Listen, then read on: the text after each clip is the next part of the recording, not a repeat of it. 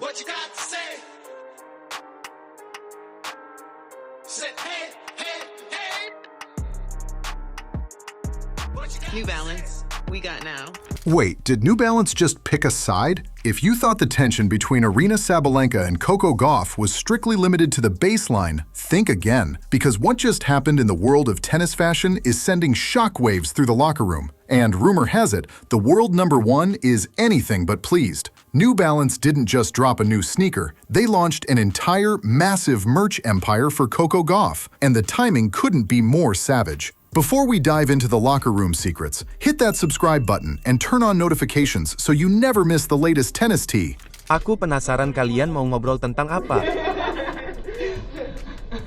Oke, kita masih berteman. Ya, kita baik-baik saja. Jadi, kalian lihat, semuanya baik-baik saja. Teman-teman, tenang saja.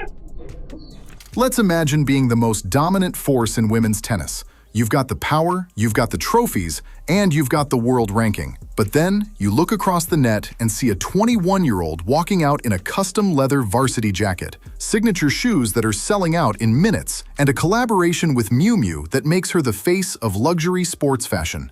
Hi, Maurice. Okay, nice to meet you. Yes. Okay. I posted on my fan page for you. Oh, okay. Are you Coco Gauff fans? My Or? dream is that you can follow me on my page. Okay, I'll make sure it's your account and then I'll DM you. Okay. Thank you. No so problem. much. This was my dream. Oh, thank you. Well, nice So to meet happy. you. Oh, thank you. Oh, don't start crying, okay? Oh, you're so sweet. It's okay. Don't cry, okay? I never thought that I could. Oh. That is the reality for Aryna Sabalenka right now. While Sabalenka is grinding out wins and holding on to that top spot with iron fists, Coco Gauff is becoming a billion-dollar brand right before her eyes. New Balance has officially gone all in on Coco. We aren't just talking about a pair of shoes, we're talking about the Coco CG2, the Coco Del Rey lifestyle line, and a full-blown apparel collection that includes everything from patriotic kits to high-end streetwear. Why would this cause instant envy? In the world of elite sports, your kit is your armor, but your merch is your status. Sabalenka is a Nike athlete. And while Nike is a titan, being a Nike athlete often means you're just one of many. You wear the same standard issue seasonal kits as 10 other girls on the tour. Coco? Coco is the only player on the WTA tour with her own signature footwear line. Think about that. Not Iga Świątek, not Sabalenka, not even the legends currently playing. Just Coco. New Balance isn't treating her like an athlete. They're treating her like Michael Jordan. The drama reached a boiling point during the recent Grand Slams. While Sabalenka was busy apologizing for unprofessional comments about Gauff's game, basically saying she only lost because of her own mistakes, New Balance was busy printing Coco's Court t-shirts and setting up massive pop-up shops in the heart of New York City. Turning into quite a rivalry. You've now played, this is your 7th time you played against each other, especially now in Grand Slams. But I would say it's a healthy rivalry. I know it's tough, but do you enjoy playing against Coco? Yeah, I really do. It's, as I said before, it's always great fight. She's an incredible player. I really enjoy playing her. Like, win or lose, it's anyway, it's great matches, and she's a great player. And I really hope that I really hope that in the future we're gonna play many more finals. And I mean, hopefully I'm gonna win all of them, but still, yeah, I really enjoy playing her. Let's look at the cold, hard cash, because nothing says jealousy like a bank statement. In late 2025, the Forbes lists confirmed it. Coco Gauff is the highest-paid female athlete in the world for the 3rd year running. She pulled in a staggering $25 million from endorsements alone this year. Sabalenka? Despite winning the US Open title and holding the #1 spot, her off-court earnings sit significantly lower. Coco Gauff earns $37 million total, $25 million from brands like New Balance, Bose, UPS, Rolex, and Mercedes-Benz. Aryna Sabalenka makes $30 million total, $15 million from brands like Nike and Audemars Piguet. You can see where the envy might kick in. Sabalenka is working twice as hard on court, hitting the heaviest balls in the history of the women's game, only to match the bank account of a girl who has a lifestyle sneaker named after her hometown. Coco's been in every single point, and she's making her tactically have to do so much more. And that's helping Coco. She's still in this set. But it's set point for Sabalenka.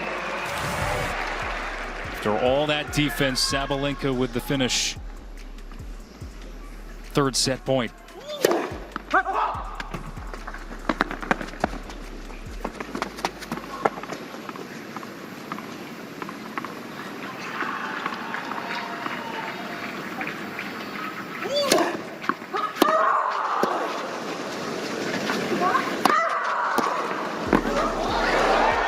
Sabalenka sticks the landing in a topsy-turvy first set. The spiciness isn't just about the money, it's about the words. After the French Open final, Sabalenka let the mask slip. After losing to Gauff in a gritty three-setter, she told reporters that Coco didn't win because she played incredible, but because Sabalenka made easy mistakes. She won the match not because she played incredible, just because I made all of those mistakes from, like, if you look from the outside, kind of like from an easy balls. She even went as far as to say that if Iga Świątek had been in the final, Iga would have won. Ouch. That is the definition of salty. Sabalenka essentially told the world that Gauff was a lucky placeholder for the real champion. Fast forward a few weeks, and New Balance responds not with words, but with a massive marketing campaign. They launched the Coco del Rey, a shoe dedicated to her roots, and promoted it with a heart-wrenching campaign featuring her grandmother. It was wholesome, it was powerful, and it made Sabalenka's "Iga would have won" comments look petty and small. But the real mic drop moment happened at the US Open. Coco walked onto the court wearing a custom leather varsity jacket. On the back, embroidered in bold letters, was her most savage quote from her 2023 victory. "To those who thought they were putting water on my fire, you're really adding gas to it." Imagine being Sabalenka, standing in the tunnel, wearing your standard Nike dress that 4 other girls in the draw are also wearing, and seeing your rival walk out like a literal rock star in a one-of-a-kind leather jacket designed by Joe Freshgoods. The psychological warfare is real. New Balance is giving Coco the main character energy, and everyone else is just a supporting extra. After the backlash from her French Open comments, Sabalenka tried to play it cool. She and Coco posted a TikTok dancing at Wimbledon. The caption? "TikTok dances always have a way of bringing people together. But fans aren't buying it. You can dance for the cameras all you want, but when the New Balance trucks are pulling up with thousands of boxes of Coco gear and your own sponsor is just sending you the same kit everyone else has, that smile has to be a little forced." Inside sources say the locker room is divided. On one side, you have the workers, the girls like Sabalenka and Iga who are there for the trophies.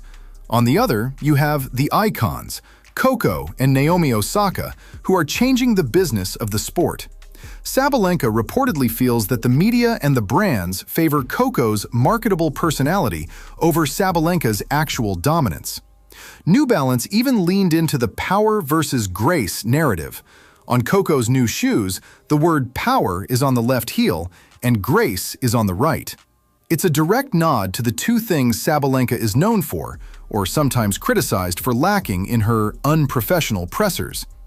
By branding Coco as the perfect mix of both, New Balance is effectively saying, Coco is the complete package. It's a subtle dig at the heavy-hitting, often emotional Sabalenka. While Sabalenka is screaming on court and smashing rackets, like she almost did against Amanda Anisimova at Wimbledon, Coco is being marketed as the face of grace. Sabalenka herself admitted after Wimbledon that she was philosophical about her losses because she didn't want to face that hate again. She was referring to the US media's reaction to her comments about Coco. But here's the spicy truth. Sabalenka knows that to get the big bucks, the $37 million years, she needs the US media. And as long as Coco Gauff is the American sweetheart with the New Balance empire behind her, Sabalenka will always be the villain in that story. When New Balance launched this merch collection, they didn't just sell clothes, they sent a message to the entire WTA. They are building a legacy that transcends the sport. They are creating a world where you don't even have to be number one to be the most important person in the room. Is it really envy? Or just the reality of professional sports? Sabalenka is 27. She's in her prime. She has more Grand Slams than Coco. She has more weeks at number 1. In any other era, she would be the undisputed queen of the tour. But in 2025, the queen doesn't wear a crown. She wears a New Balance signature sneaker. Watching a 21-year-old, who you just traded wins with in Beijing, get a limited edition collection celebrating her fire while you're still waiting for a custom logo is enough to make anyone a little spicy.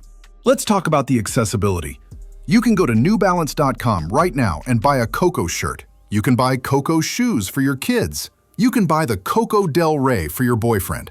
Where is the Sabalenka line? Where are the Tiger sneakers? Nike has given signature lines to Serena, Maria Sharapova, and Rafael Nadal. But Sabalenka? She's still waiting. Every time she sees a fan in the stands wearing a Coco Gauff hoodie, it's a reminder that she's winning the matches, but losing the culture. This rivalry is the best thing to happen to tennis in a decade. It's not just about forehands and backhands anymore. It's about the Golden Girl versus the world number 1. It's about New Balance versus Nike. It's about the American dream versus the Eastern European powerhouse. The New Balance merch drop wasn't just a business move. It was a declaration of war. It said that Coco Gauff is the future, and everyone else, including the world number 1, is just living in her world. Sabalenka might be holding the trophies, but Coco is holding the keys to the empire. And if you don't think that causes some instant envy behind closed doors, then you don't know the high-stakes world of professional tennis. What do you think? Is Sabalenka rightfully jealous of Coco's massive New Balance deal? Or should she just focus on the trophies? Is the Golden Girl treatment unfair? Drop your thoughts in the comments below.